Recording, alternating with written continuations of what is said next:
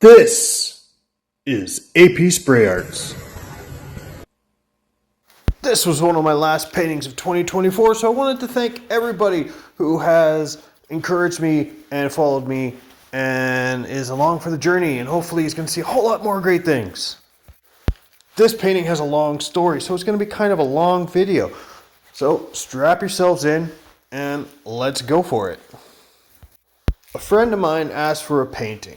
He loved the Hubble picture of the Pillars of Creation, which is this formation about 6,500 to 7,000 light years away from our little planet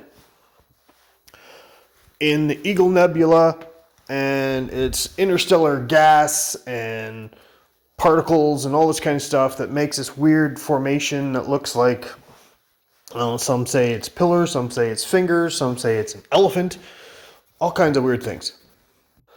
But he loved that picture and he wanted to know if I could paint it. So I said, sure, I could give it a shot. And then I looked at pictures of it and then I thought, how the heck am I doing this? It has multiple layers and there's different gases and stuff, so it's all kinds of different places and there's things, and I didn't know whether I had the ability to do it. And that was back in the springtime. So I kept thinking about it. How am I going to do this? Okay, I'm going to do this way, and maybe I could do a stencil for part of it. And a lot of it's going to be freehand. But how do I do the light marks? And there's different colors. And then I look at it again, and there's more colors. And so I wasn't really sure, and I kept putting it off, and telling them, yeah, I'm going to do it, I'm going to do it. And then near the end of summer, my wife and I were on a trip, and we went to this store called Crazy Bins. This one happened to be in Regina, Saskatchewan. And this place has stuff, I don't know where they get it from. I think it's like wholesale stuff or something. I don't know. Anyway, on some days you can get it for really cheap. So I was able to get an airbrush kit. It's a cheaper version. It's probably like $40 on Amazon, something like that. But I was able to get it for $10. And I never really thought about getting an airbrush. I wasn't really sure what to do with it. So I got it and I thought, yep, right away I knew that this was for Pillars of Creation. This is what I do. And there you see me with it right there.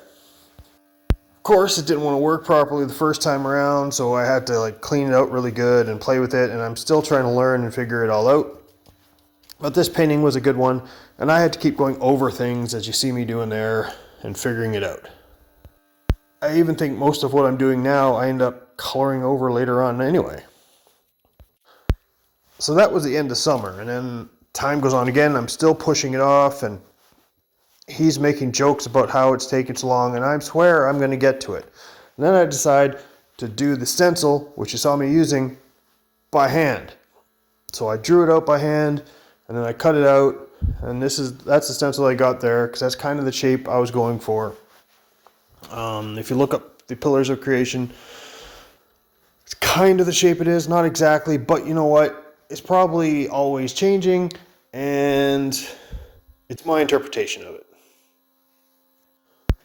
So then I started painting it. I started with the background, the blues and the dark corners, a little bit of stars here and there, and then I did the stencil part that you saw, and then I come in with more and more and more. Now, every time I painted this, I would paint it one day and I would be doing this great stuff, and then the next day when I think, yep, I'm going to go, it had changed, the weather had completely changed, and now it's like minus 30 outside. I'm not going to go stand in my garage and paint in minus 30. For one thing, cans don't spray very well in the cold. So I would have like a few minutes probably to paint things before things are going wonky. And that's not the way I work. So I didn't want to do a little bit here and a little bit there and a little bit there. So I had to wait for the weather to warm up. The day when I was doing all this airbrushing stuff, it had warmed up a bit. So I was trying to do as much as I could and figure it out as I go. But then I kept having ideas of, well, no, that's not right, that's not right. And I would look at a different part of the picture I was using, and I'd have to figure out something else to put in there. And you're going to see it coming up, because I'm going to talk to you face to face in a little bit and explain to you my setup, and you're going to see the picture of the pillar of creation, and you're going to see what I was using as my reference, and it's all kinds of different colors. And I was doing my best. And I think this part here, actually, I'm trying to use a spray can, and it's got a little cold and chilly, and it's not coming out right, and yeah, it was a mess in some places. And then here I come in with this kind of a brush, painting in some stuff, trying to make it look good, and some of it just didn't, some of it didn't look right, some of it, I had to trust the process, and that's what I wasn't doing, and that's what I was getting frustrated with at this point. I think a lot of art is just trusting the process. You're not going to know what's really there until you see the final product, because you have to put a whole lot of different layers on top of things. Like, I've tried watercolors, and that, I don't know how one color is going to react with another one, so you just got to play around with stuff and figure out, trust the process, and you're going to see what happens at the end. Sometimes it is going to be screwed up and it's going to look like crap on canvas. Sometimes it'll be beautiful. Sometimes the person that has ordered the painting is going to see something that you don't even see. On this one, I think I've learned over the past year to not focus so much on all of the flaws and everything, and to enjoy what it is. And this one I did. See here, I just sprayed over all that stuff I had painted. This one here, I really enjoy the final product. I can see bits and pieces where it could be fixed or it could be changed or whatever, but you know what? I did the best I could do at what I could do at that time, and I got it done. So that's the good part. Now, here comes me talking.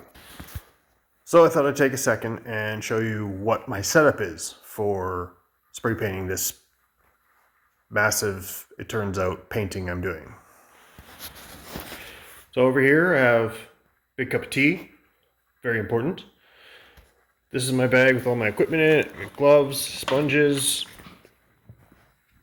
usually utensils and things, bowls, all that kind of stuff. The paints I'll be using. My new airbrush that I got for $10 at a place called Crazy Bins. I cleaned it out, so we're going to see how it works today. The painting, of course. Tripod to put my phone on. Light for more light, of course. Scrap to spray stuff on. And here, this is the first time I've ever done this, my computer, where I am looking at the picture so I can make sure I see what I'm doing. Let's see what happens. So pitter patter right back at her with the airbrush. This time it was working really good.